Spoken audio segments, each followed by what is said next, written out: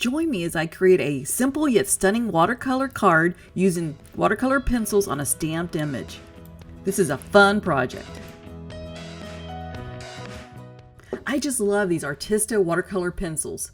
It's easy to draw, they're soft, and they react to water really easily, and when they dry, the colors are very, very vibrant. This is a great buy. So here I use a Stampin' Assist device similar to the Misty, and I have a little sticky mat in here that I picked up from the Dollar Tree. I just put my card on here. Now I'm actually going to be coloring and activating the color inside this stamping device. And that way I can restamp it after I'm done coloring and just kind of like do the outline again. So I use a black ink. This is a dye ink, but also feel free to use an archive ink also. And I turned off my camera there and I stamped it with the cameras off. But you can stamp this as many times as you want with this device to get the desired effect you want, especially if it didn't stamp evenly. But this stamped evenly on the first time for me. So I'm just going to grab the lightest color first, which is the skin, and just kind of just color that in. And I speeded up the drawing a little bit here, just so you don't have to see how long that actually takes. But you know, it's actually pretty quick. So I'm doing lighter colors first, and you can go really light on these pens, and pencils, and once they dry, you can recolor it again and get a little deeper effect, or add a different color on top. So this is a watercolor pencil I'm using. This is really great. I don't have to keep dipping my paintbrush and cleaning it in water. And a little bit of water comes out. And here I'm coloring the bookends. I'm doing silver and gold right here because I just love those books that have that shiny, smooth, metallic surface on the edges of the paper. And so I decided to go with this gold and silver pencils. Now it looks pretty dull right now, but once these are activated, it looks really nice. And I like how you control this. With just watercolor paint by itself, I have a hard time controlling it, but with this, especially with arthritis and stuff, I can have a lot better control with it. Now with this layering effect here, if I want to, you see I'll go around a collar there a little bit darker. That's going to give a little bit darker look once I activate it. So with the activation here, you can do it all at the end after you get done coloring the whole entire thing, or you can do a little bit at a time. On this one, I decided to do a little bit at a time.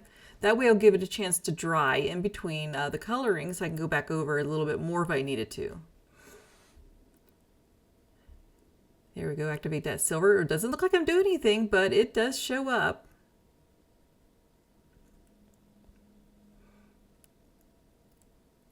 Activate that t-shirt there.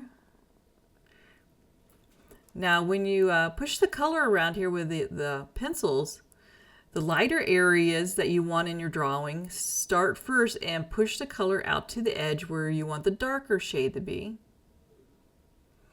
And I'm kind of going over just lightly with the same touch all the way down, and then the lapels I'm going to go a little darker, and then after this dries I'm going to go back over it again and add a little bit of shading with the same color or something a little slightly darker.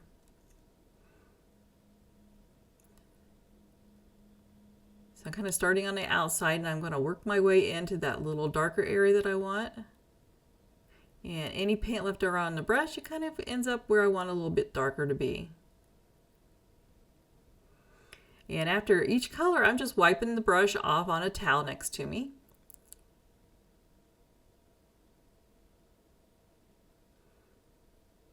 And I don't have my water brush filled completely up. I just have a little bit in there. Now I'm kind of going for a jeans look here. So I'm going to go over all over the same color. In the end, I'm going to be darkening up kind of the hip areas and the crinkle wrinkles area, give a little bit more definite, and it looks like it's got a little bit more effect in there. But see how I'm kind of pushing that color around?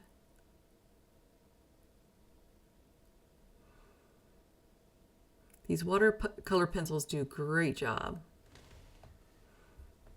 And as it dries, it's going to get more and more vibrant. So the hair I decided to do in 3 different colors. Actually, I added a 4th color. I'm going the lightest color first. And this will kind of give an idea of a low light and the highlights of our colors. And I'll be going over slightly a medium color here.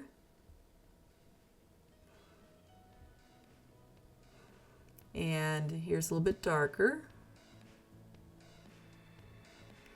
And the darkest one I'm going to kind of like go around the edges a little bit and at the crown and the part. Because that's where you really want the darker areas to be.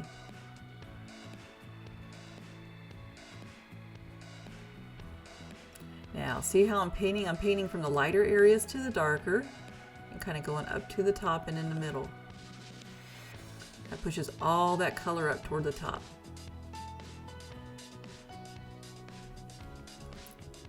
Now these books, I'm going to kind of give it a leathery browns and greens and blue looks.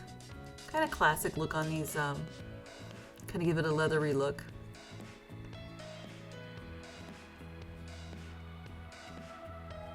And you can do some fine detail with these pencils.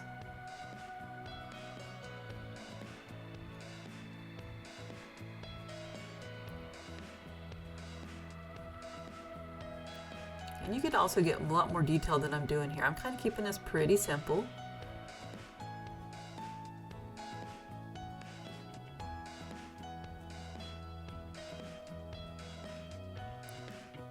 Now I'm going in between on those pages with a little bit of that color I picked up from each of the covers to give a little bit more definition and dimension to those books.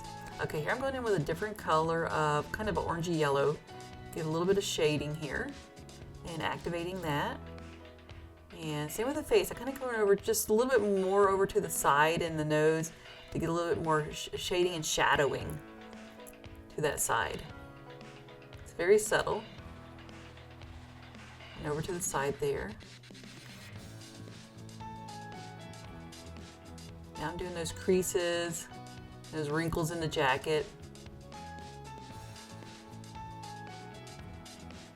And you know, these stamped images will really give you a lot of hints where to add those extra colors. Anywhere there's a crinkle, wrinkle, or left or right side, you can like pick a side and just add a little bit more color there, and that's a big difference. Here are those wrinkles in those jeans. And down back to the hips, it gives it a little bit of dimension when you color those in. Now look at that, didn't it come out nice? All right, now I'm gonna stamp it again. And this is just gonna like, give it a darker outline. All right, I decided to die cut this. I was debating whether to leave it on this card or die cut it, and decided to die cut it and make a card called an artist trading card out of this. But this would be really, really cute on a greeting card also.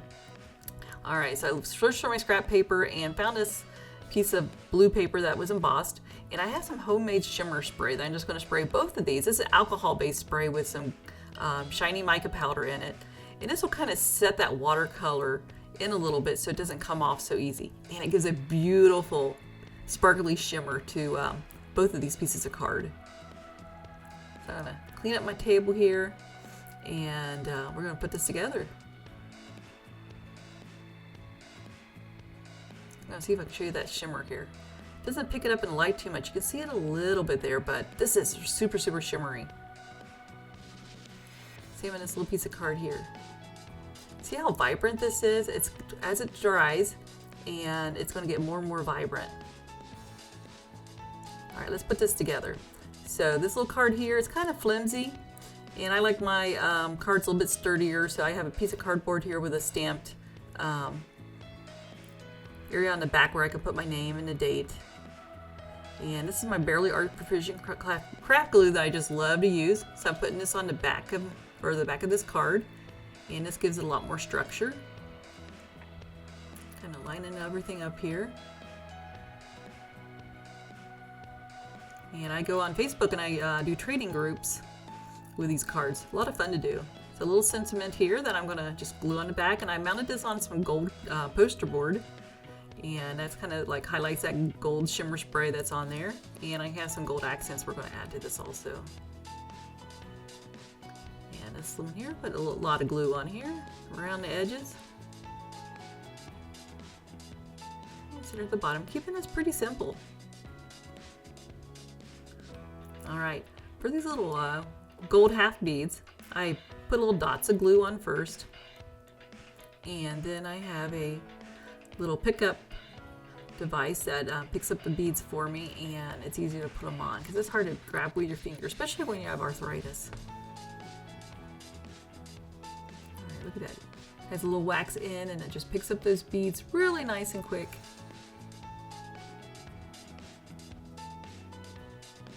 And it ties in that gold trim a little bit more and a gold shimmer. Look at that, isn't that cute? All right, take a look at this. Can't really see the shimmer on here like I want you to, but it is super shimmery. Please subscribe to my channel. And if you like this video, hit that like button and give me a comment below. And I'm going to put this up on some Facebook trading groups and see what kind of responses I get. Hope to see you there. Catch you on the next one.